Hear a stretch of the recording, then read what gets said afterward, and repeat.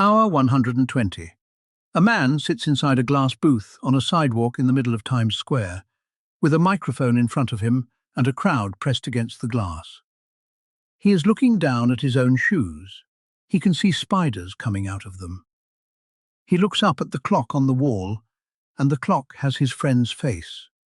He has 81 hours to go, and the doctor standing beside him, taking notes, has a second job that nobody in that crowd knows about. In January 1959, a New York disc jockey named Peter Tripp agreed to stay awake for 200 hours without sleeping. Not in a laboratory, in a glass box, on the busiest street corner in America, while thousands of people walked past and watched. It was for charity. There were doctors. It was, officially, a stunt. What actually happened over those 8 days is one of the most complete public records we have of a human mind coming apart in real time. And the men who were paid to watch it happen had spent the previous 6 years working out exactly how to make that happen on purpose. This is the file on the Wake-a-thon. Peter Tripp was 32 years old and, by the standards of 1959, famous. He worked at WMGM in New York, hosting a top 40 countdown called Your Hits of the Week. He'd helped invent that format out in Kansas City a few years earlier. Fast, loud, relentless, a voice that never seemed to run out of energy. He called himself the curly-headed kid in the third row. Radio in the late 50s ran on stunts. Ratings were everything, and DJs would do almost anything to get a headline. Staying awake was the stunt of the moment. The record stood at 184 hours, set by a DJ in Honolulu 2 years before. Tripp announced he'd beat it. 200 hours. 8 days and 8 hours without sleep. Listeners could pledge money to the March of Dimes for every hour he lasted. On January 20th, 1959, he walked into a glass booth in Times Square and stopped sleeping. The setup was simple. He'd broadcast his regular 3-hour show from inside the booth every day. Between broadcasts, he stayed in the booth or in a hotel room across the street. Nurses were assigned to shake him awake if he drifted, and a team of doctors and psychologists took shifts sitting with him, checking his temperature, his reflexes, his blood, and running tests on his mind. The station said the doctors were there for his safety. That was true. It just wasn't the whole reason they'd said yes. For the first day, nothing happened. Tripp was tired. He was also enjoying himself. The crowd outside the glass was enormous. The pledges were coming in, and he was still, unmistakably, himself. Day 2 is when the people around him started writing things down. His body temperature dropped, measurably, steadily, the way a body does when it is being asked to run without maintenance. His walk went loose and unsteady, and his personality began to invert. The cheerful, generous host started snapping at the nurses, swearing at the technicians, turning on people he liked, for no reason he could explain afterward. By day 3, somewhere past 70 hours, he started seeing things that weren't there. Small things, at first. He complained about cobwebs in his shoes. He picked at his clothes, brushing off something nobody else could see. And here is the detail that makes the whole story strange. Every single day for 3 hours he did the show. And the show was good. The patter was sharp, the energy was up, the timing was right. Somewhere in a mind that was already failing, the disc jockey was still fully intact. He could switch it on at airtime, hold it for 3 hours, and then switch it off. And when he switched it off, he came apart again. At around 100 hours, the tests stopped working. Not the equipment. Him. Asked to solve simple arithmetic, he couldn't. Asked to recite the alphabet, a thing he had known since he was 4 years old, he couldn't finish it. What the researchers were watching was REM sleep forcing its way into a waking body. When you keep a brain awake long enough, it stops asking permission. It begins running dream cycles anyway, roughly every 90 minutes, whether the eyes are open or not.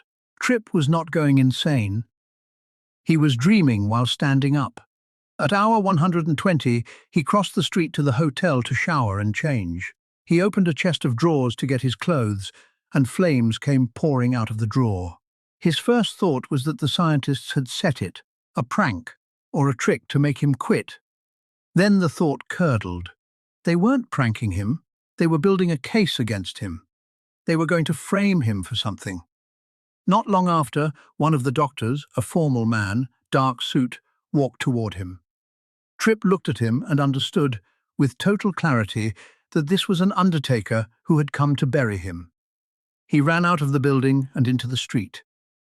To understand who caught him, you have to go back 6 years and about 1,800 miles. In 1953, the United States had a problem it could not explain. American airmen captured in Korea had confessed on camera to war crimes they had not committed. 36 out of 59 of them from one group alone. Washington wanted to know whether the communists had invented some kind of mind control. The Air Force psychiatrist assigned to find out was a young major named Jolyon West. Everyone called him Jolly. West's conclusion was, in a way, more disturbing than mind control would have been. There was no drug, no hypnosis, no secret technique. The men had simply been kept cold, hungry, exhausted, and frightened for long enough that confessing became the only way to make it stop. His findings kept those airmen out of court-martial. They also brought him to the attention of the Central Intelligence Agency.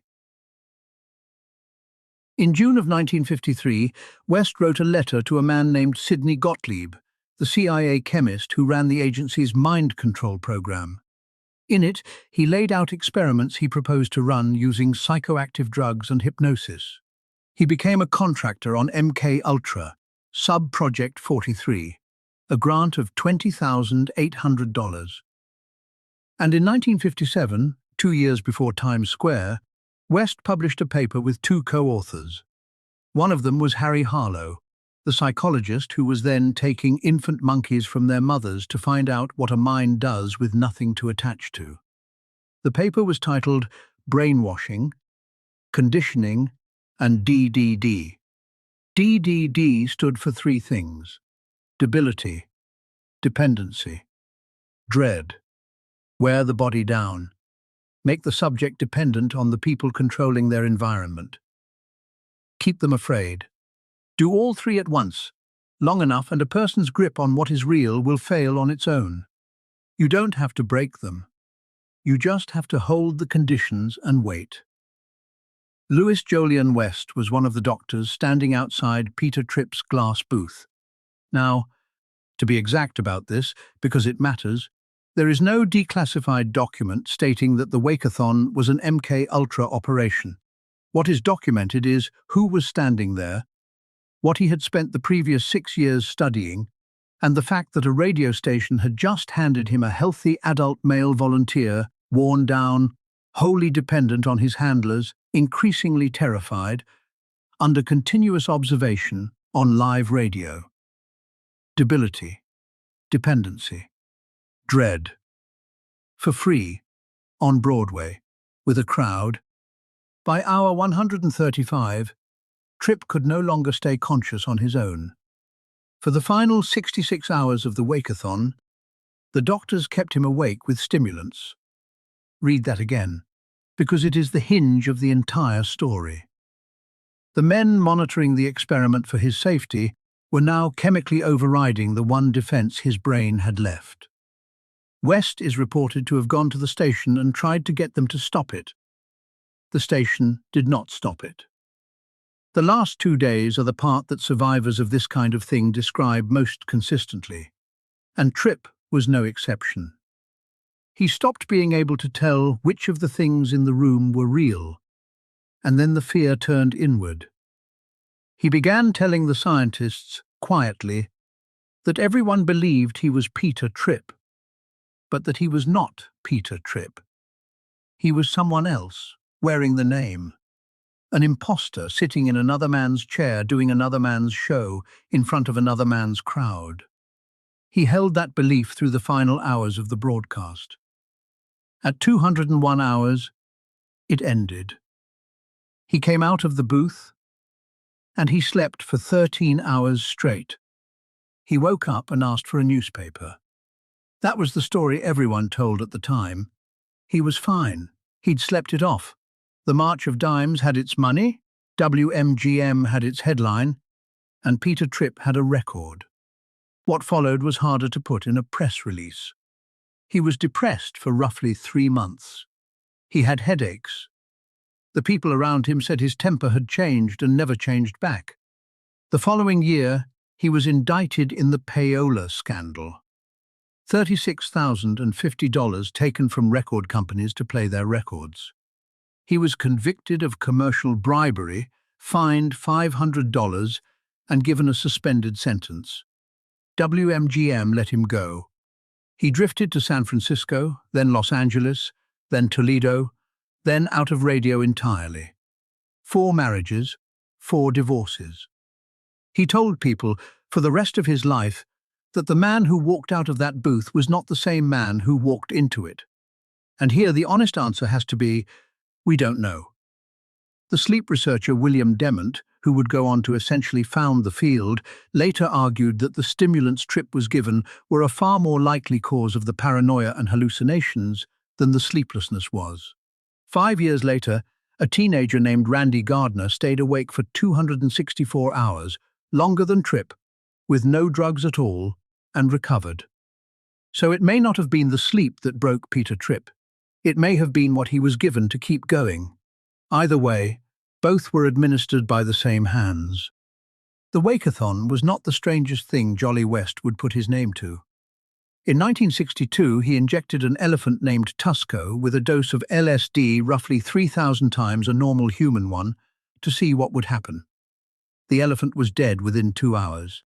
In 1964, he was the psychiatrist who examined Jack Ruby after Ruby shot Lee Harvey Oswald and declared him psychotic.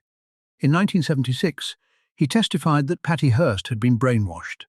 He ran the Neuropsychiatric Institute at UCLA until 1989 and died in 1999. Peter Tripp died the following year, of a stroke, at 73. What the Cold War actually wanted to know was never really how to break a man in a secret facility. Anyone can do that with enough time and no witnesses. The real question, the one Hebb's sensory deprivation chamber was asking in Montreal, the one Harlow's steel boxes were asking in Wisconsin, and the one that was answered in a glass booth on Broadway in January of 1959 was how cheaply it could be done, how little you'd actually need. Whether a person could be taken apart with nothing but exhaustion, dependence, and fear. The answer was yes. It took 8 days. And the strangest part isn't that it worked, it's that it happened in the middle of Times Square, in daylight, behind glass, in front of thousands of people. Every one of them thought they were watching a show.